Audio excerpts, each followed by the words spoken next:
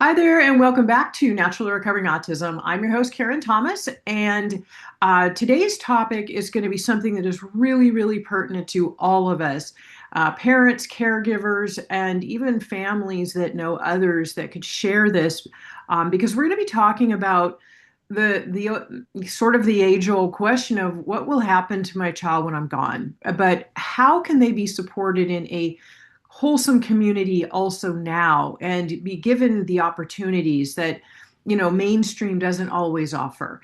And so this is going to be about housing support and communities for individuals with autism and other special needs as well. And this will be episode number 247. So all show notes will be at naturallyrecoveringautism.com/247.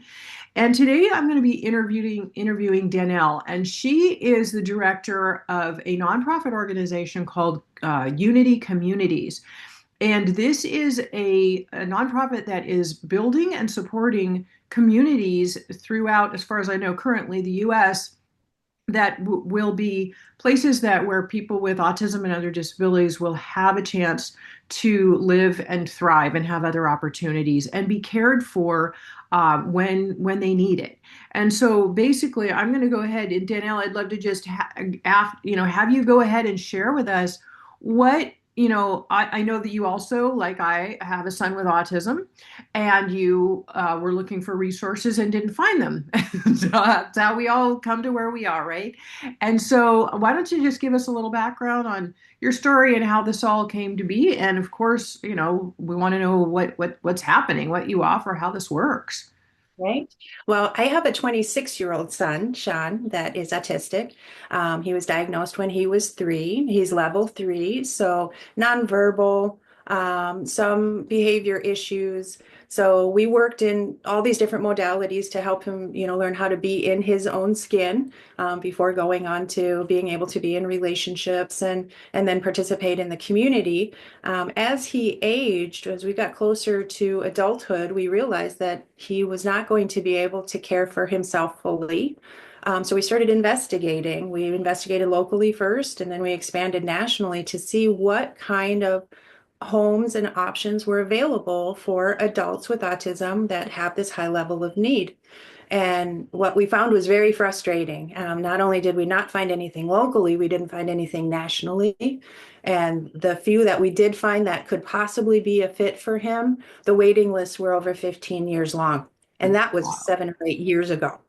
And Wow. they're anticipating by 2030 that there's going to be another 500,000 children that are going to age out and they don't have anywhere to go. Right. So for me, it was not only working through the logistical part of it, but also working through the emotional part of it. I personally couldn't envision leaving him somewhere without us, living without us, but there wasn't an option for that. And so I started investigating transitional housing options, long-term care options.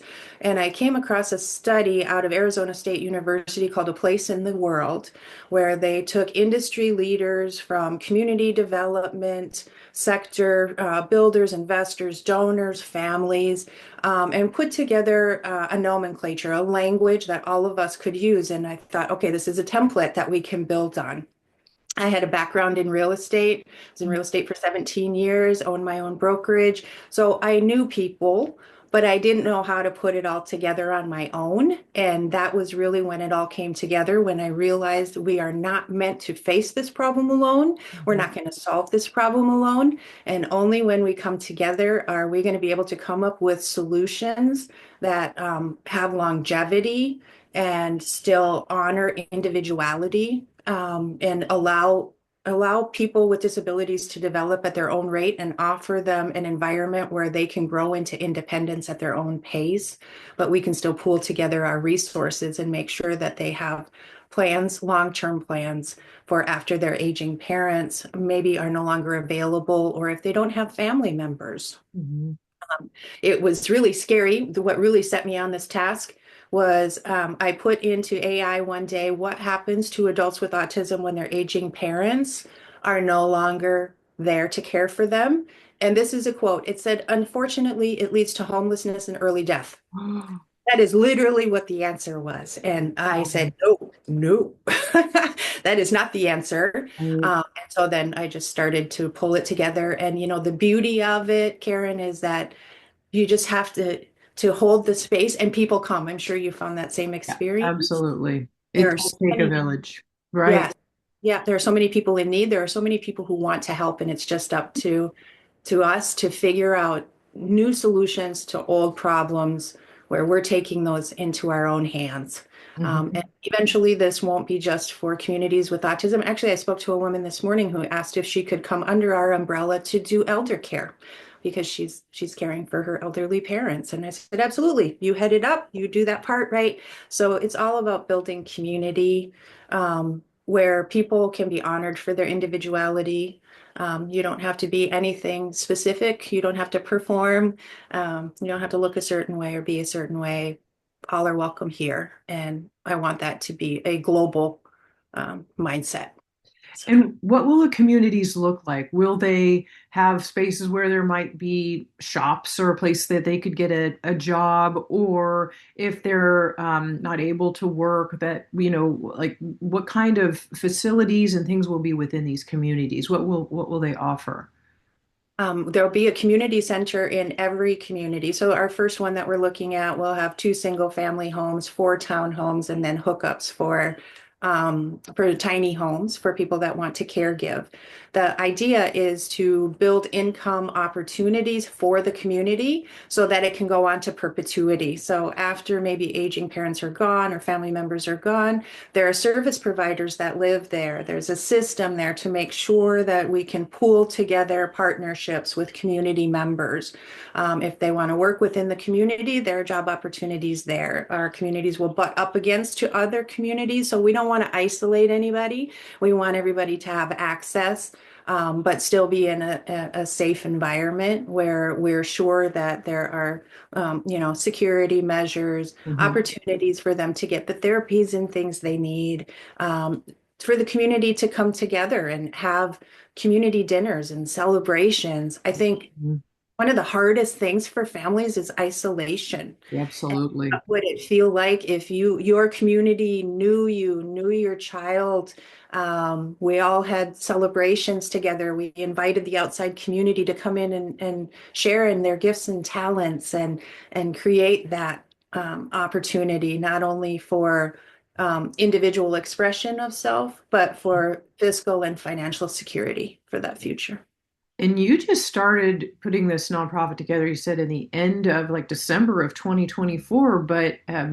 before we started here, you had mentioned that it looks like you said in 2027 that you have something starting in Minnesota. Is that correct?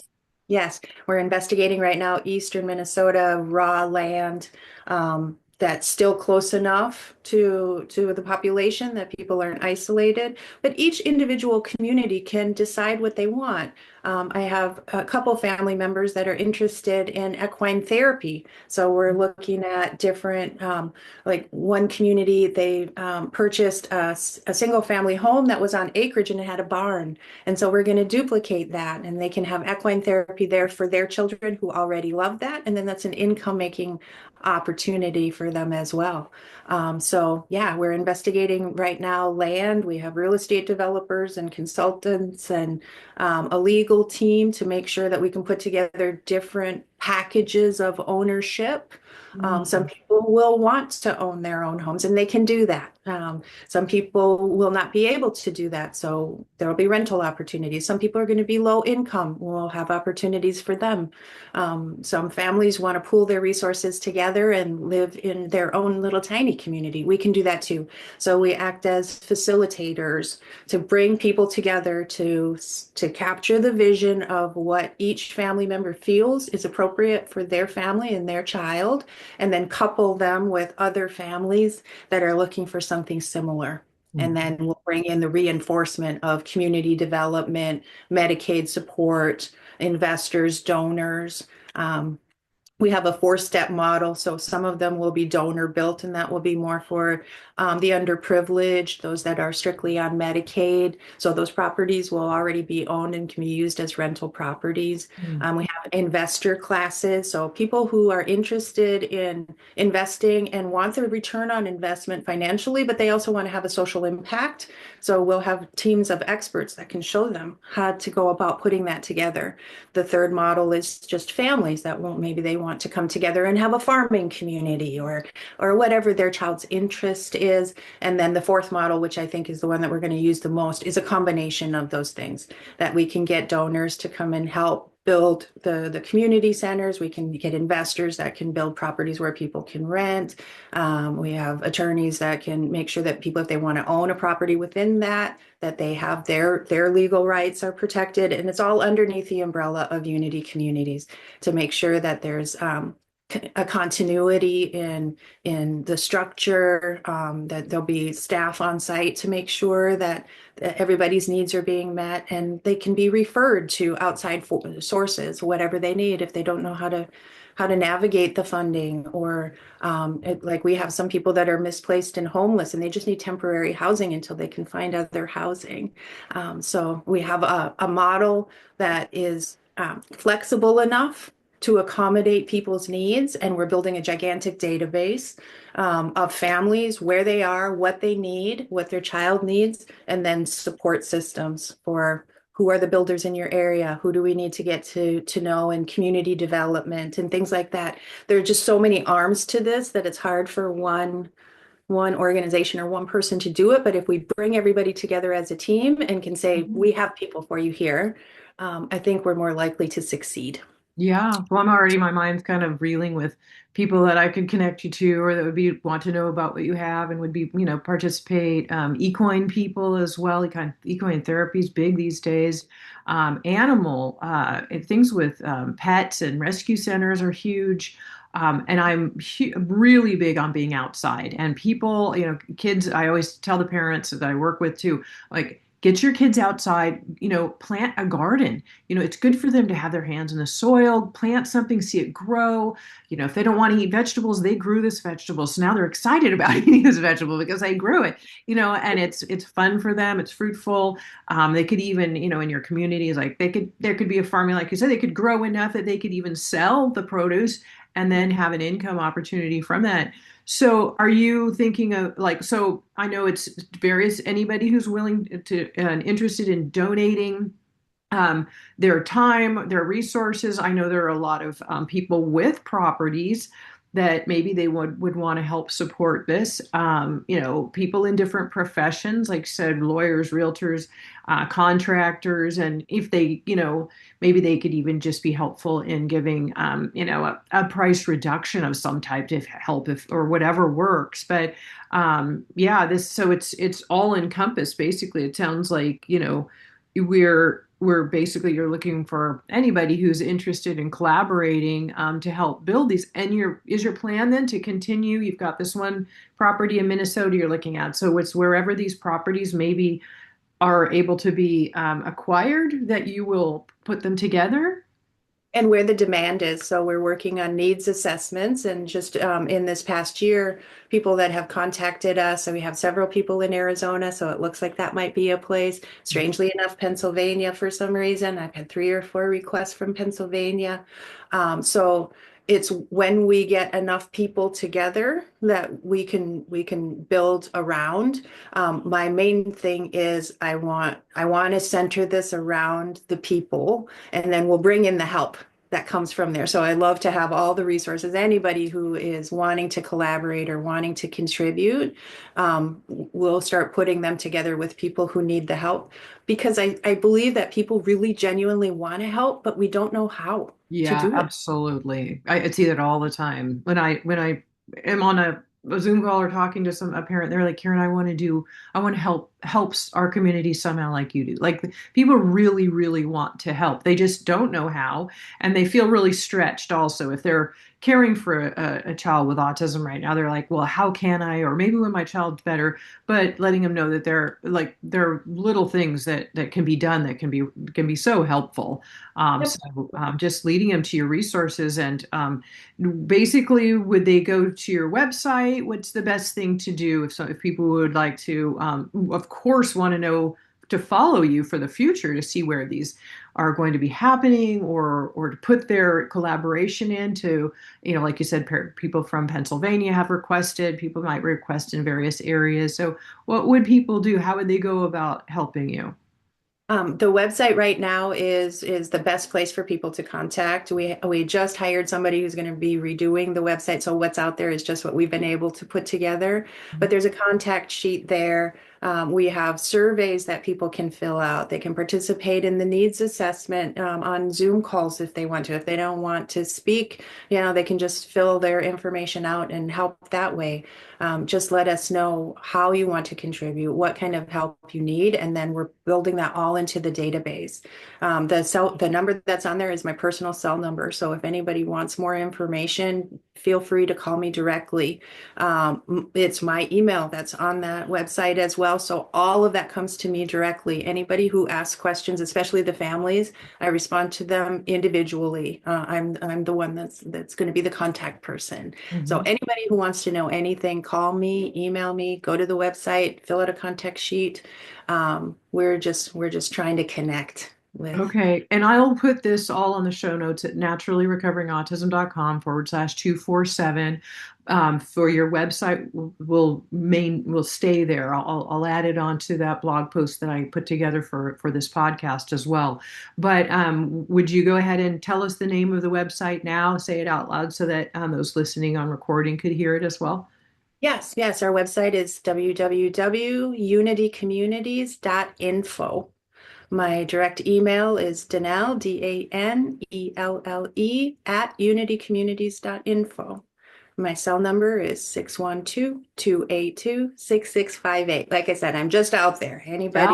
Yeah, you are. You're one person. You're gonna get a lot of calls and emails. So hopefully you're gonna I have my get team some set help. up. There you go. I We just all want need a people to team. know that when they reach out, they're going to find a real person, and that real person is going to be me. So, Yeah, well, I completely support what you're doing. I love it. It is so needed. One of the biggest fears parents have is what is going to happen to my child when I'm gone. And, I read on your website that part where Jenny McCarthy had said years ago, she said, I can't die. Basically, I just, and I'd always tell parents, make sure you're taking good care of yourselves because can be very stressful. Stress is hard on our health. We don't want to break down and then be here less time. We want to take care of ourselves as well. And I think part of that taking care of ourselves comes from community support and support in general, knowing you're not alone. This is why the same thing with my program, people come into a community of others who understand. They get it because I remember when I was working with my son, when he was still having some pretty severe symptoms, and you feel like you live on an island, like nobody else gets it, and it's so isolating. And you can't just go out to the grocery store without fearing a tantrum or something might happen, or other people judging, and the whole thing that goes on with it. So to be able to have communities where people are all working with the same things, they understand, nobody's judging, and it's supportive, and the growth that could happen for these, especially young adults, when they graduate high school. By the time I think they're about 23, there are very few resources available anymore for these people, and they've got to have somewhere that they can go. People write into me on Facebook all the time, like, "What do I do now?" It's like, "What do I do with my?" Because they may be capable of working to some degree, or not, where whatever, but they need somewhere that they can go and a community of support. So thank you so much for what you're doing. And do you have anything else to add before we go? no, just want to thank you too for what you're doing in our communities. We want to focus on that as well. Connected to nature, being natural self, eating real food.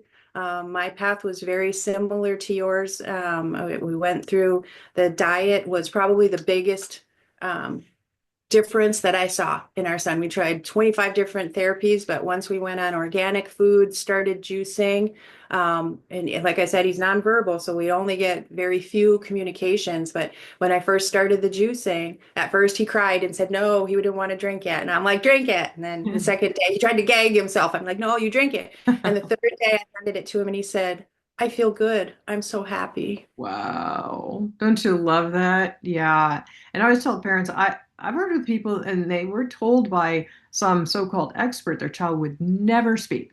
And today their kids are fully endlessly speaking. So I'm like, don't ever let somebody tell you what your child can or cannot do. And there's so many underlying causes. That's what I work with biologically, like you said, is the diet because the gut, controls the brain and the immune system. There's the heavy metal toxicity. There's the all the pathogens and co-infections and things like that. You work with those, and then the brain isn't inflamed anymore, and the child can come out and be more of who they are and be happier, healthier, function, much more to their full potential. So it absolutely makes a difference, and that's what I always encourage parents to never give up. Keep going and Yes. at any age, absolutely. Right. I was told he wouldn't speak, and I joke and tell people he tells me off every day. So don't give up. And you're Right? so happy about it. Right. My husband and I said we don't care what he says as long Yeah, as as he's long as talking. he's talking, that's all that matters. Yeah, that's He great. gets better. They told us he couldn't learn, and every day he learns something. Oh, thank you for what you're doing. And yeah, please send me the links. We're building a blog on the new website, so we'd love to post that and put you on as a resource as well. So if people have questions, that they can come to you in a one-stop shop, because it's a big body of information and it's hard to navigate. So thank Absolutely. Yeah, that would be wonderful. We all need to help each other. That's why as soon as I learned about you, I was like, oh, I wanted to have you on so that, because there are a lot of listeners, and we have a big reach and it helps to share your resources. So, yeah, when you. we can help what we do with get out there to those who are searching for what we have and, so that they know about it. So that's what it's about. So thank you so much, Danelle. I truly appreciate it. I truly appreciate you too. Thank you for the opportunity. Thanks for doing what you do, and I look forward to connecting again soon. Yeah, absolutely. We will stay in touch.